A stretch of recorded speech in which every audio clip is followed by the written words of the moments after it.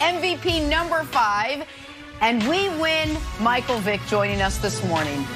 Mike, you were on the Brady bandwagon all season long. We got to ask you, was Super Bowl 55 more about the Chiefs' loss or the Bucs' win, in your opinion? And good morning to you. Good morning to you, Jen, and good morning to all.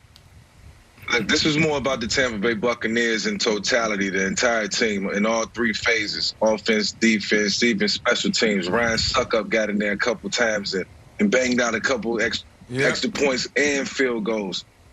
And you know, when you look at everything, when it all breaks down, I think when, you know, the Tampa Bay Buccaneers was able to exploit the Kansas City Chiefs in the offensive line, Patrick Mahomes had no chance from the first snap of the ball game, and Brandon said it.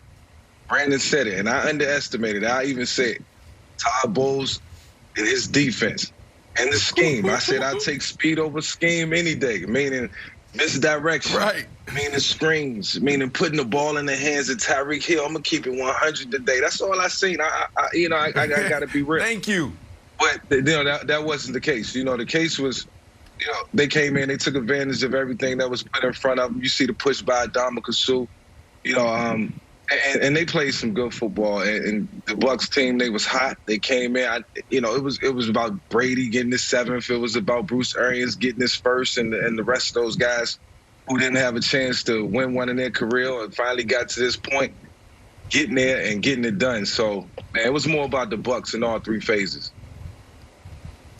I appreciate that, Mike. That's why I love you, man, because you can come up here on national television and say, you know what, I was wrong. Nick, I don't know if it's because I know you, I'm on this show, but everybody hit me up yesterday like, Brandon, who do you like? Who do you like? Tampa or KC? I said, listen, do you not watch the show? I've been talking about it for weeks now.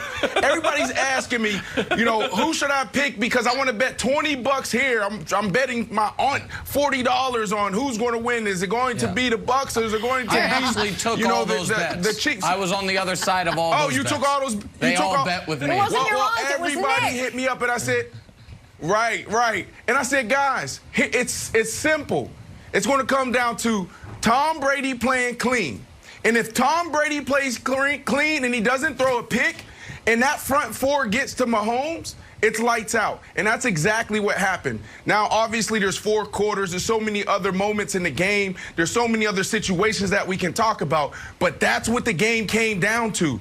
Patrick Mahomes was running for his life all night because they were able to get pressure on him with that front 4. And the biggest factor was them getting that lead. You can't give that type of defensive line that type of lead. It reminds me of Robert Mathis. It reminds me of Dwight Freeney having Peyton Manning. Peyton Manning always had the lead, so that's why those guys was able to pin back their ears and get to the quarterback game after game after game. And that's what we saw last night, and that's why Patrick Mahomes looked the way he did.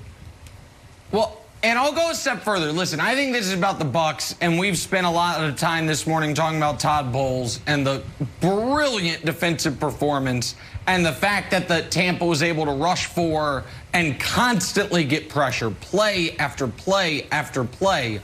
But on the Chiefs side of things, the other thing that I saw was a team that never panic a little bit, because they had a good game plan early on. You're going to rush. You're going to try to rush up the middle. Mahomes is running for first downs. They were running speed sweeps. And then all of a sudden, to me, the most significant moment early, aside from, I think, some very questionable calls in the second quarter, was after the Chiefs, it's 14-3 Tampa, and the Chiefs are driving, and in that moment, at the 2-minute warning of the first half, speaking of gambling, it's 14-3 Tampa. The Chiefs are in the red zone, and the live line was a pick'em. Meaning, even though the Chiefs were down 11, Vegas said it's a coin flip game. Why? Because everyone thought the Chiefs were going to score a touchdown there, then get the ball to start the second half down 14-10. When Tampa held them to a field goal there, I think the Chiefs started to press. And you saw it by the fact that Andy Reid called timeout, and I love Andy, but it was inexplicable. Brutal. Calling timeout on 1st and 2nd down when the Bucs were going to go to halftime. They were going to go to half 14-6. But Andy felt the need in that moment to what? Try to get a punt with 40 seconds remaining so you can add another 3 points, even though you were only down 6. Then all of a sudden it's 21-6. The Chiefs open the half with a field goal, not a touchdown, and the floodgates started to be open. So, Wilds, I thought you saw Tyreek drops a touchdown on an amazing play from Mahomes. Late in the game, Williams drops a touchdown on one of the most amazing incompletions I've ever seen. Kelsey dropped a huge 3rd down pass early. I think you saw guys get a little tight, and the defense had no answers throughout the entire game. For the Bucs, to be honest, pretty predictable attack. The defense after the first 2 drives could do nothing. I agree. Mike, I think we've heard a lot of takes from the media and fans, but since you're our resident quarterback, I wanted to sort of have a thought experiment and see if we can get smarter on how 31 other quarterbacks are thinking about this game and how you would think about this game if you were still playing. Because we have 2 sort of competing narratives. We have the longevity of Tom Brady still getting it done at 43, and we have the carpe diem, seize the day attitude of the Bucs. Let's win right now. And they seem to be competing. So if I was a quarterback, I would sit here and say, I can play till I'm 40. I should relax and just make my play, and I'll get to a Super Bowl. Or do you think I'm sitting here saying, you know what? The Bucs went all in on Tom Brady. They weren't worried about the salary cap. They were getting the players that they need, and they tried to win this year. What do you think the other quarterbacks are leaning towards? Longevity or carpe diem, seize the day right now? No, they think about winning it right now. You know, in today's game, you know, you don't know where your longevity lies. You don't know how long you're going to play the game of football. You know, it's about winning now. It's about building the team, assembling a team that you can, you know, push forward week in and week out with. And without that, you know, there is no longevity. Without the right team around you, you don't play for a long time. So it has to be a win now attitude. And all 31 quarterbacks around the league who are looking at Tom Brady, who watched this game last night, who watched how this team was put together, how he validated certain guys, bringing in Antonio Brown, bringing back Grunt. You know, you got to be more proactive. And I think when you look at guys like Deshaun Watson, that's really all they want.